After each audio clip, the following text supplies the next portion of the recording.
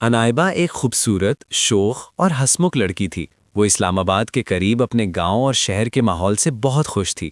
उसकी एक बहुत गहरी सहेली सहरी थी, जो कराची के डिफेंस इलाके में रहती थी। दोनों रोज़ाना फ़ोन पर घंटों बातें करतीं, हंसी मजाक, राज की बातें और ख्वाबों के किस्से, सब कुछ फ़ोन पर ही चलता रहता। अनायबा अक्सर सहरी से कहती, यार तुम कभी हमारे शहर आओ ना, मैं तुम्हें अपना गांव दिखाऊंगी, इस्लामाबाद की सैर कराऊंगी और अपने 3 दोस्तों से मिलवाऊंगी। तीनों पूरे नमूने हैं, सारा दिन मजाक, घूमना फिरना, हंसी ही हंसी। सहरी हंसते हुए जवाब देती, अच्छा भाई, इतनी तारीफ कर रही हो तो आना तो बनता है। एक दिन सहरी ने वाकई कह दिया, अनायबा मैं कल ही आ रही हूं। ये सुनते ही अनायबा खुशी से झूम उठी। उसने फौरन अपने 3 दोस्तों वकार, अल्ताफ और इमरान को फ़ोन कर दिया, सुनो, मेरी कराची वाली खूबसूरत सहेली आ रही है। तुम तीनों में से जो भी पटाना चाहे पूरी कोशिश कर लेना, मैं कल तुम्हें उससे मिलवाऊंगी। ये सुनते ही तीनों दोस्त उछल पड़े। वकार ने हंसते हुए कहा, यार लगता है किस्मत जागने वाली है। अल्ताफ ने फौरन अपने बाल संवारने का प्लान बना लिया। लेकिन इमरान इमरान तो बस खामोश हो गया। उसकी आंखों में एक अजीब सी चमक आ गई, जैसे दिल पहले ही कराची की तरफ उड़ चुका हो। इमरान ने थोड़ा संभल कर पूछा, वैसे तुम्हारी सहेली का कोई भाई वगैरह तो नहीं? नायबा हंस पड़ी, अरे बाबा, जैसे भी आएगी कल शाम तक पहुंच जाएगी और कल सुबह मैं तुम सबकी मुलाकात करवा दूंगी। अगला दिन आया। सहरी कराची से सफ़र करके शाम को पहुंची। अनायबा ने उसे गले लगा लिया। दोनों सहेलियां इतनी खुश थीं जैसे बरसों बाद मिली हों।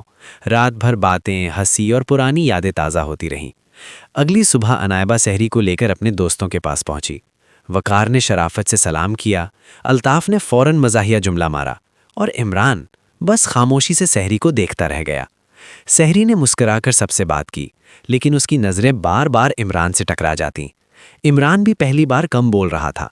वही इमरान जो हमेशा मजाक का बादशाह होता था, आज जैसे दिल हार बैठा हो। अनायबा ये सब देख रही थी।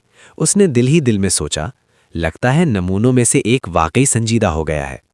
इस्लामाबाद की सैर, हंसी मजाक, कह कहे सब कुछ जारी रहा, लेकिन कहानी का असल मोड़ अभी आना बाकी था, क्योंकि कुछ मुलाकातें सिर्फ इत्तेफाक नहीं होती, वो किसी नए हंगामे की शुरुआत होती हैं। ये जुमला अनायबा के जहन में ही गूंज रहा था कि अचानक वक़ार, अल्ताफ और इमरान तीनों एक साथ खुशी से उछल पड़े। वक़ार बोला, अभी सुनो, पहले मैं सेटिंग करूंगा। अल्ताफ फौरन बोला, ख्वाब देखना बंद कर, पहले मैं। इमरान जज्बात में आकर चिल्लाया, बस करो तुम दोनों, सायरा यानी सहरी मेरी सेटिंग है। तीनों के दरमियान हंसी मजाक में बहस तेज हो गई। आखिर तय ये पाया कि जो पहले इंप्रेस करेगा बाजी उसी की। दौड़ शुरू हुई और इमरान सबसे आगे निकल गया। इमरान का एक अजीब सा दोस्त था, रोबोट आयरन मैन, जो हमेशा नई नई गाड़ियों और अजीब गैजेट्स में रहता था। इमरान सीधा आयरन मैन के पास पहुंचा और सांस फुलाते हुए बोला, यार आज जिंदगी का सवाल है, मुझे तुम्हारी कार चाहिए।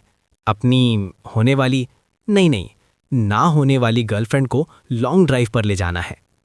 आयरन मैन हंसा, ले जा, मगर वापस सही सलामत चाहिए। इमरान चमकती हुई कार लेकर सायरा के पास पहुंचा, स्टाइल में दरवाज़ा खोला और बोला, क्या तुम मेरे साथ लॉन्ग ड्राइव पर चलना पसंद करोगी?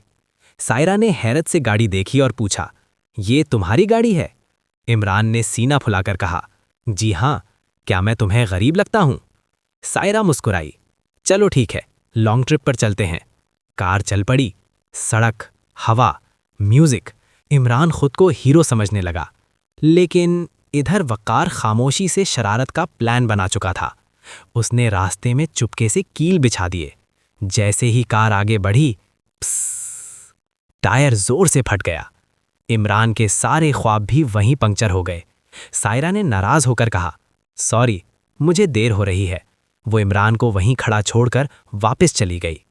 इमरान सड़क किनारे खड़ा गाड़ी को देखता रहा और किस्मत को कोसता रहा। अब बारी थी अल्ताफ की। अल्ताफ ने दूर से ये सब देखा और दिल ही दिल में मुस्कुराकर बोला, अब देखो असल इंप्रेशन क्या होता है। वो सीधा सायरा की तरफ बढ़ा, चेहरे पर एतमाद और दिमाग में अपना अलग ही प्लान।